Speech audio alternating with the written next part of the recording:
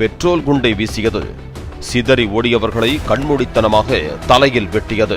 கையில இருந்த அருவாளோட வகுத்து அங்க இருந்த பொதுமக்களை வெட்டி சாய்க்கிற மாதிரி ஒரு சூழ்நிலை ஒன்று உருவாகி அதன் அடிப்படையில திமுகவுடைய 5 வருஷ ஆட்சிக்கு திருநெல்வேலி சம்பவமே சாட்சி. திருநெல்வேலியில என்னெல்லாம் நடந்துச்சு அப்படிங்கிறத வாங்க பார்ப்போம். திருநெல்வேலி நாங்குநேரி பக்கத்தில் பெரும்பத்துங்கிற ஊருக்கு நடுவில் ஒரு டீ கடையில் ஊர் மக்கள்லாம் டீ குடிச்சிட்டு இருந்திருக்காங்க.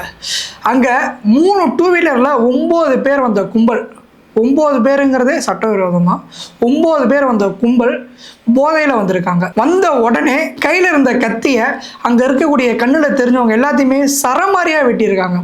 அந்த வெட்டினதில் ஜான்கிற ஒரு சம்பவ இடத்துல இறந்துட்டார். இதை பார்த்து சுற்றி இருந்தவங்க எல்லாம் தெரிச்சு ஓடுறாங்க. வெட்டுப்பட்டு நீங்கள் ஓடுறீங்களா அப்படின்ட்டு அவங்க மேலே பெட்ரோல் குண்டை வீசியிருக்காங்க அந்த 9 பேர் கொண்ட கும்பல். இதில் அந்த பெட்ரோல் குண்டு வீசினதுலையுமே வெட்டுக்காயம் பட்டதுலையுமே வடமாநில இளைஞர், பக்கத்தில் செங்கசூளையில் வேலை செய்யக்கூடிய ஒரு வடமாநில இளைஞர் அந்த வெட்டுக்காயத்துலையுமே பெட்ரோல் குண்டு வீசினதுலையுமே ஆஸ்பத்திரிக்கு போகிற வழியில் இறந்துட்டார். சுகாதாரத்துறை அமைச்சர் மா சுப்பிரமணியன் என்ன சொல்கிறாருன்னா, தமிழகத்தில் கஞ்சா புழக்கம் 0 அப்படிங்கிறாரு. போதையில்லா தமிழகத்தை உருவாக்கணும் அப்படின்னு சொல்லி முதல்வர் ஸ்டாலின் சொல்கிறாரு. இந்த மாதிரி வாய்ஜாலத்துக்கெல்லாம் ஆப்பு வைக்கிற விதமாக திமுகவை சேர்ந்த ஜாபர் சாதிக் பெத்தப்பட்டமை பேரே தெரியாத ஒரு போதைப் பொருளை தமிழகத்தில் அறிமுகப்படுத்தி அந்த கேஸில் கைதாகிறாரு. அவர் பேரில் எந்த ஒரு பெரிய ஒரு நடவடிக்கையுமே எடுக்கலை திமுக. இந்த லட்சணத்தில் தமிழகம் வந்து இந்தியாவில் இருக்க மாநிலங்கள்கிட்ட போட்டி போடுறதில்ல, உலக நாடுகள் கூட தான் போட்டி போடுறோம் அப்படின்னு சொல்லி பீத்திக்கிறாங்க. எல்லா விதத்திலையுமே தமிழகம் டாப்பில் இருக்குது அப்படின்னு சொல்லி தமிழகத்தை முதல்வர் ஸ்டாலின் தொடர்ந்து சொல்லிட்டு வர்றாரு. இது எல்லாத்தையுமே பார்த்துக்கிட்டு இருக்க ஆளுநர் ரவி கிட்ட போய் திமுக ஸ்கிரிப்ட் ரைட்டர் எழுதின தமிழகம் அமைதியான பூங்காவாக இருக்குது அப்படின்னு எழுதக்கூடிய ஒரு வாசகத்தை அவர்கிட்ட கொடுத்து நீங்கள் படிங்க அப்படின்னா அவர் எப்படி படிப்பார்? அவர் ஒரு IPS அதிகாரி.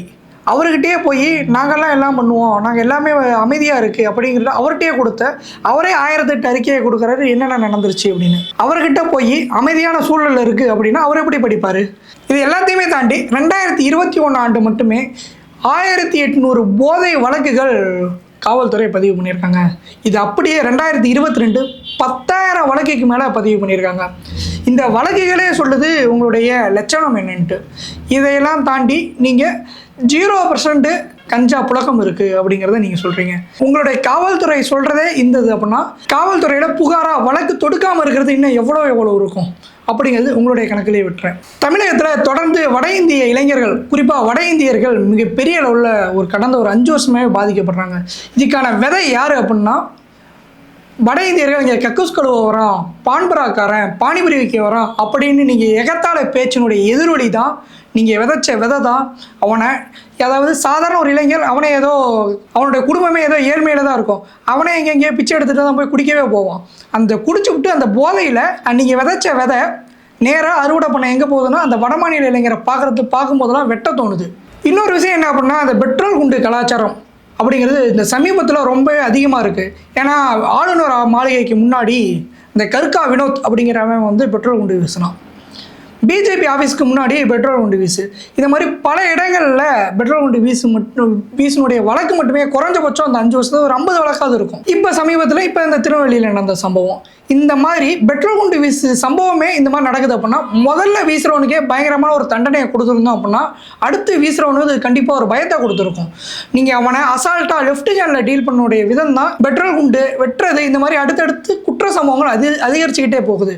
இதுக்கு எல்லாமே காரணம் அப்படின்னு பார்த்தீங்கன்னா ஆளுங்கட்சி கொடுக்குற தைரியத்தின் மூலமா திமுகவில் இருக்கவங்களே அந்த சம்பவங்களாம் பண்ணுறதுனால மிகப்பெரிய உள்ள திமுக ஆட்சி இதை எடுத்துக்கிறது இல்லை. அதனுடைய எதிரொலி தான் போதை எடுக்கிறவங்களாம் பொருளை எடுத்துக்கிட்டு சம்பவம் செய்ய போயிட்டான். இப்போ நீங்கள் சொல்லுங்கள் மக்களே, தமிழகம் அமைதி பூங்காவா? இந்த அமைதி பூங்காவை கொடுத்த திமுக ஆட்சி மறுபடியும் வரணுமா அப்படிங்கிறத நீங்கள் கமெண்ட்ல சொல்லுங்கள். நன்றி, வணக்கம்.